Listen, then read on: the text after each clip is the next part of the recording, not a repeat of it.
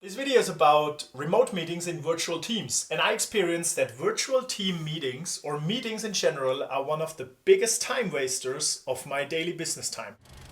Why is that? Because most meetings are heavily unstructured, they are always synchronous, so everyone that participates in the meeting needs to block their time, need to join the meeting, listen to everyone telling something, but in most cases they are not structured, they are not time boxed. I want to give you some insights how you can increase the productivity of your meetings, local meetings as well as virtual meetings in a very efficient way. What we do is we try to be asynchronous in preparing our meetings. So imagine the last meeting that you had, everyone is checking in and then people start talking. Most people didn't prepare, and watch your remote meetings very closely. Most people will do something besides their meeting. They will do some work, they will do some other things, they will not be 100% focused on the meeting. And that means they don't respect the time of others. They don't even think this meeting is necessary. So how can we increase the performance of the meeting? From my experience and how we do it in our company, we make all meetings optional. And we separate status reports from meetings, from personal meetings.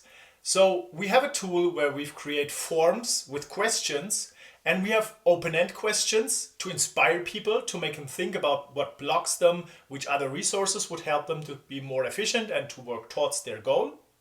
And we have questions that give us simply a status report, like how many hours did you work? How familiar are you with this new topic? How certain will you reach your goal? Give us a percentage, a value, so that we understand how far you've come to reach your goal. And with these check-ins that everyone has to do before the meeting starts, we have all data collected that we need to really talk about the subject itself, and don't lose ourselves in endless conversations without being able to move things forward. We can only move things forward by talking about things that block us. Everything else is just a status blah blah blah, and nobody likes that. Everyone feels it's a waste of time. So with these check-ins before the meeting starts, the leader of the team and everyone else in the team can screen these answers before the meeting starts, and then they can decide if they want to join the meeting or not. If they want to join, there might be things they want to discuss in person. Discussions in person always are good for inspiration, for brainstorming, but they are not necessary for having status reports, for identifying blockers, and for bringing ideas into the team. Everything can be done in written words if you ask the right questions. So you need to understand as a leader in the team that the quality of your question determines the quality of your answers. So it depends on which questions you give to the team, which answers you will get. Now imagine a meeting where everyone can participate as they want, and you as a leader have all data that you need to make proper decisions. Usually I put one question into the preparation form, which is, what do you want to discuss in person? Be very specific. And that is an important thing. If you just ask an open-end question like, what's your agenda? What do you want to talk about? And then they write something like marketing KPIs. Okay, but which marketing KPIs do you want to talk about specifically with me and the team?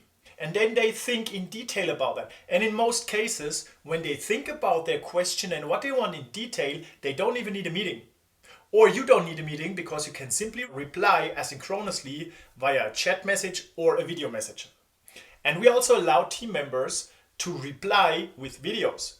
Not everyone likes typing, and typing usually leads to many misunderstandings and interpretation of the mood of a person that writes these words. You can create video messages to show your face, to show your mimic and your gestic, just in a way that I do it, and everyone is able to see and feel what you really mean, not what you're just writing. And this will also improve the communication in your team, but will not block everyone to be in a meeting synchronously.